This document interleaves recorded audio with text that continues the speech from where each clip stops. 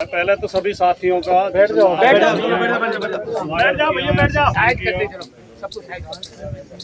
आप सबको बहुत बहुत धन्यवाद करता हूँ।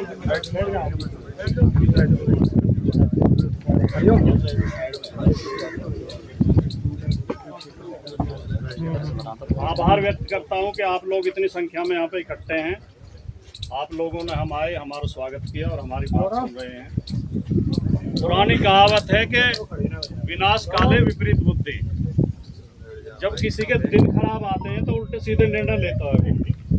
यही काम अब योगी आदित्यनाथ कर रहे हैं उत्तर प्रदेश में। इससे बड़ी मूर्खता हो नहीं सकती कि हम अपने गांव में, अपनी रिश्तेदारी में, अपने घर पे बैठे हुए हैं और यहाँ पुलिस खड़ी है और दरोगा जी आके कह रहे हैं बीच में कि इधर आओ। ये इतने तानाशाही का अधिकार किसने दे दिया आपको? कोई क्राइम कर रहे हैं हम, कोई अपराध कर रहे हैं, कोई चोरी कर रहे हैं, कोई डकैती की योजना बना रहे हैं जिसमें पुलिस हस्तक्षेप कर रही है, और ये भी कह रहे हो फिर चलती हुई सभा में बीच मीटिंग में आकर इधर आओ। आपको जो कार्रवाई करनी हो अपने कागजों में लिख लेना, लेकिन ये जरूर कह रहा हूं कि योगी आदित्यनाथ के बुरे दिन आ रहे हैं कि जो पुलिस को इतने गलत रास्ते पर डाल रहे हैं।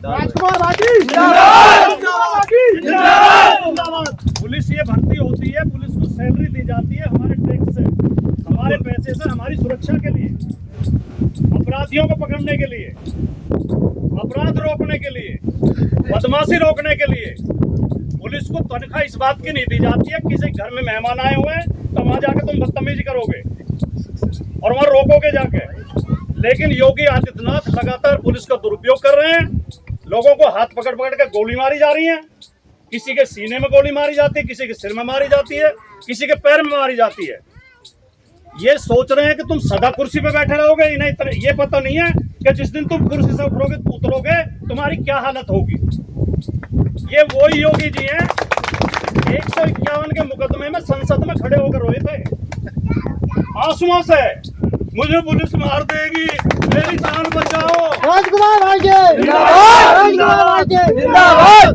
जब पुलिस इतनी खराब थी अब पुलिस इतनी अच्छी हो गई कि पुलिस किसी को भी मार दे।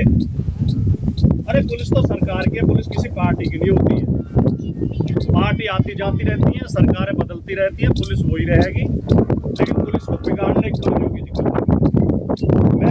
मुझे लखन ने बताया कि रात 3 बजे सूचना देकर हमारी शेरगढ़ की मीटिंग पर रोक लगा दी गई और इसलिए इन्होंने गांव में अपने घर पर रख लिया। तो मुझे जावेद अख्तर की एक नज़म याद आ रही थी, मैं वो आपको सुनाना चाहता हूँ। सबको, सब समझदार लोग हैं, वो आप सुने। जावेद अख्तर ने एक नज़म लिखी, किसी का हुक्म है सारी हवाएं, हमेशा चलने से पहले बताएं कि उनकी सिमत क्या है, किधर जा रही हैं। हवाओं को बताना ये भी होगा, चलेंगी अब तो क्या रफ्तार होगी। हवाओं को ये इजाजत नहीं है कि आंधी की इजाजत अब नहीं है। हमारी रेत की सब फसीलें, ये कागज के महल जो बन रहे हैं, हिफाजत उनकी करना है जरूरी। और आंधी है पुरानी इनकी दुश्मन, ये सभी जानते हैं, किसी का हुक्म है दरिया की लहरें, जरा सरकसी कम कर लें, अपनी हद में ठहरें। उभरना फिर बिखरना और बिखर कर फिर उभरना, गलत है ये उन सब का हंगामा करना।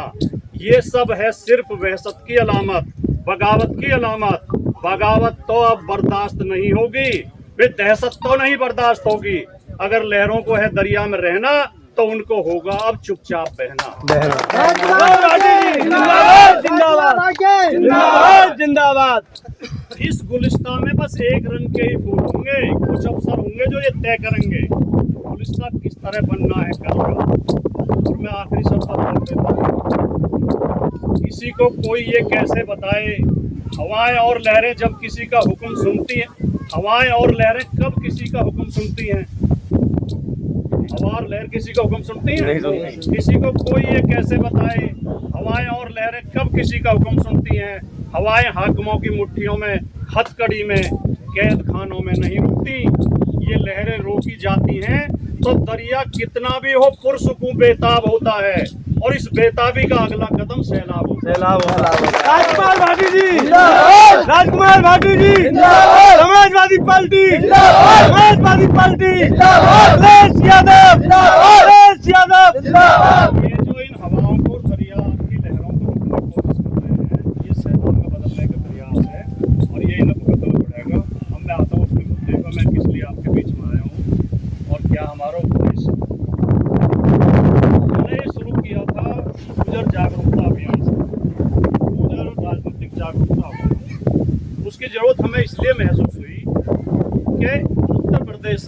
बहुत संख्या में